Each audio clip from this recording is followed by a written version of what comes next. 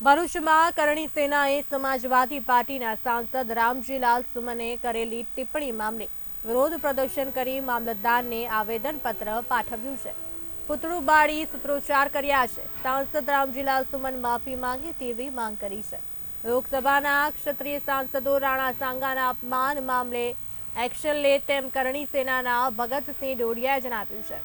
જો સાંસદ માફી નહીં માંગે તો જોવા જેવી થશે તેમ જણાવી રોષ ઠાલવ્યો હતો।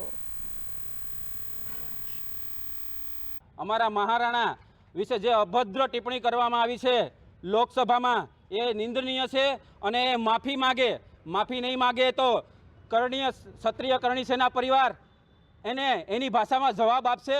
અને લોકસભામાં જ્યારે ક્ષત્રિય સમાજ ક્ષત્રિયોને છૂટાઈને મોકલતા હોય સાંસદ બનાવીને, તો આ તમામ ભારતના સાંસદો શું કરવા બેઠા છે એ બી અમે જાણવા માગીએ છીએ। અને અત્યારે તમામ ક્ષત્રિયો દ્વારા આજે ભરૂચ કલેક્ટર ઓફિસ ખાતે આવેદનપત્ર આપવામાં આવ્યું છે અને ઉગ્ર વિરોધ કરવામાં આવશે। આગામી સમયમાં જો આ સમાજવાદી પાર્ટીના સાંસદ એવા રામજીલાલ સુમન દ્વારા માફી નહીં માગવામાં આવે તો એને અમે દેખાડી દઈશું કે ક્ષત્રિય શું છે।